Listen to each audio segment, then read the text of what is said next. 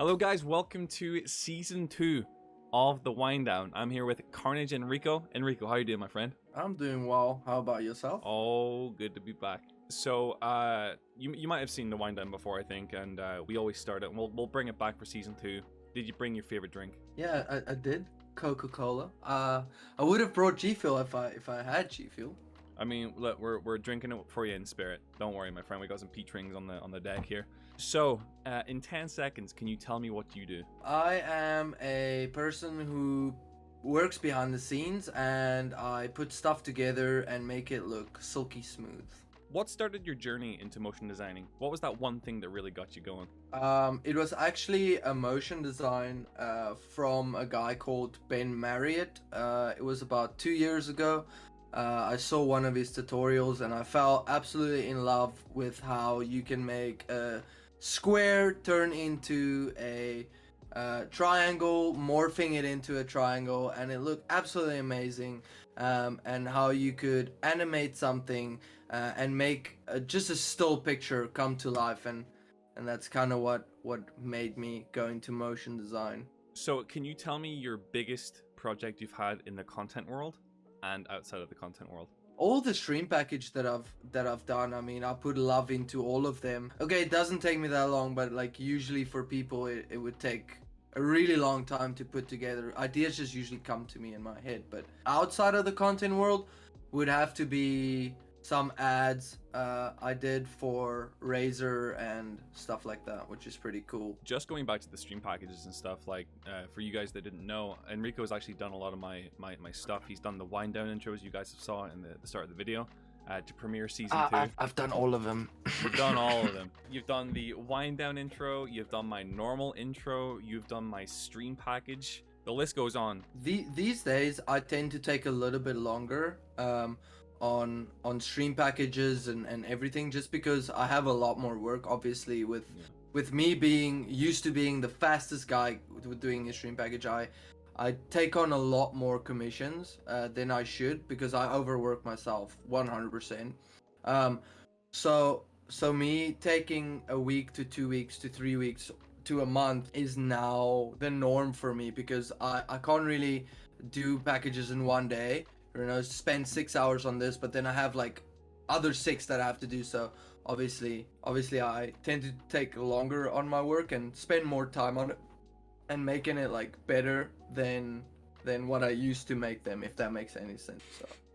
So you mentioned before that you know have been subject to overworking yourself and taking on way too much sometimes. How do you manage to keep a level head while maintaining that amount of work?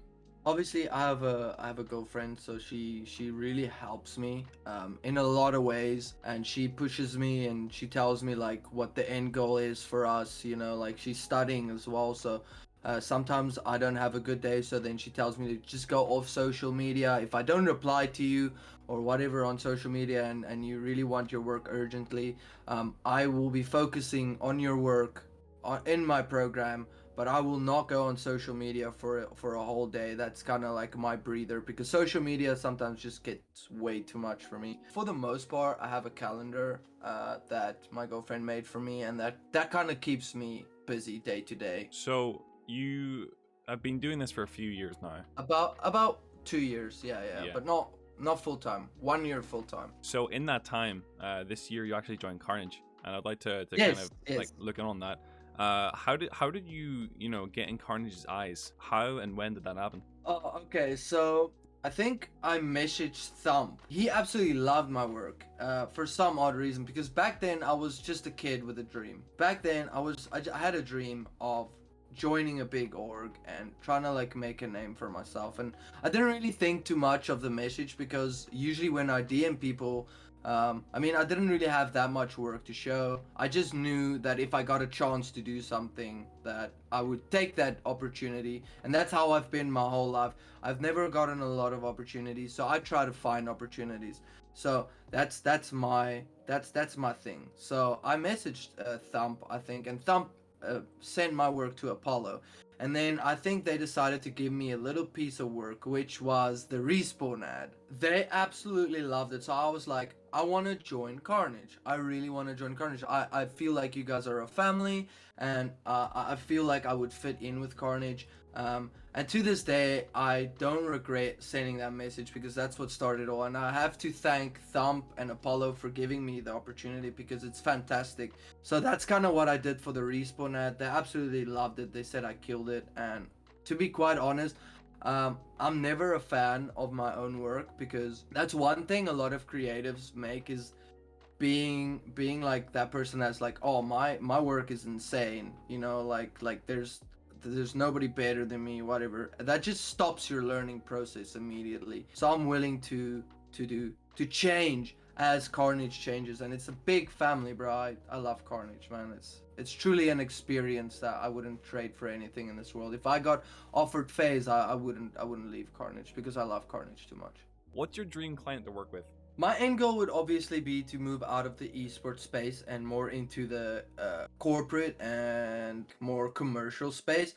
For example, like working for Pixar or DreamWorks or Illumination Entertainment or any of these companies that work on Toy Story, work on Despicable Me, or work on any of these top tier animated movies. That's my dream.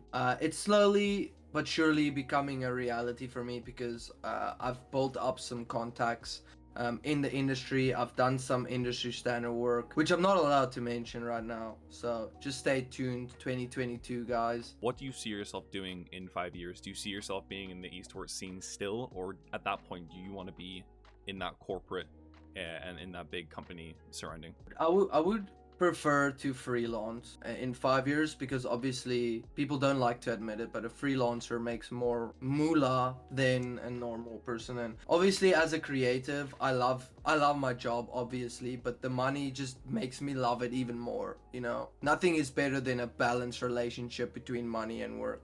I would love to be able to freelance for companies such as Pixar, or freelance for people such as Nike when they want to do an ad, or you know, like even do like a commercial for like esports brands. For example, Sizzle popcorn, like a 3D ad, a complete 3D ad of their stuff. Like that's corporate work. That if you step over that boundary and start doing 3D, that's all corporate work. All the stuff you see for Respawn, that's corporate because those are companies. That's somewhere where I would like to start and build my foundation off of.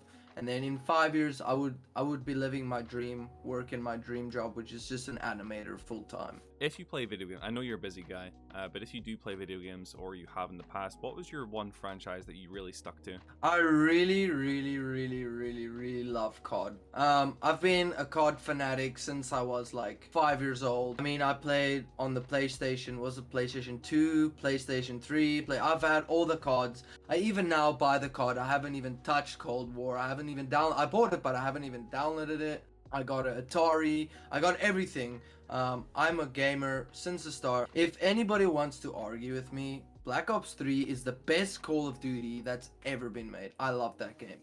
Don't say anything. Don't say anything. So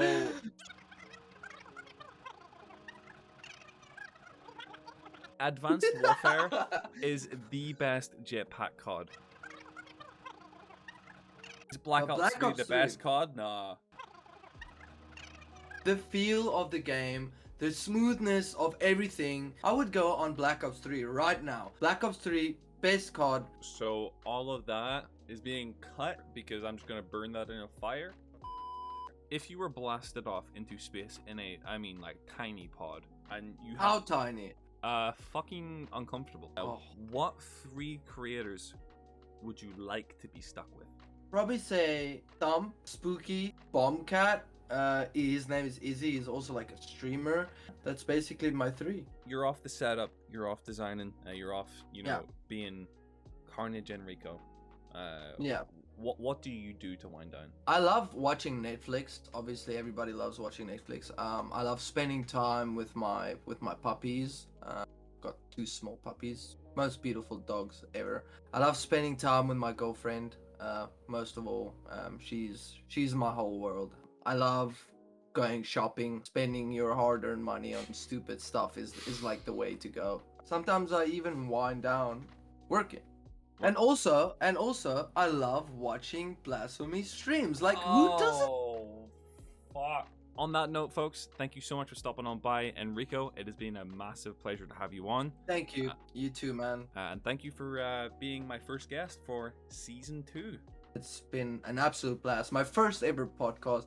I would say I'm a natural, but I'm not. I stutter too much, and you're gonna have way too much to cut this video. And I'm pretty sure I'm gonna have a fat laugh watching this back when it's eventually on YouTube. And I'm also really happy because I'm gonna see the new intro for the first time. On that note, folks, thank you so much for stopping on by, and we'll see you in the next one. Peace. Peace. Your favorite drink, by the way. Cheers. Ooh.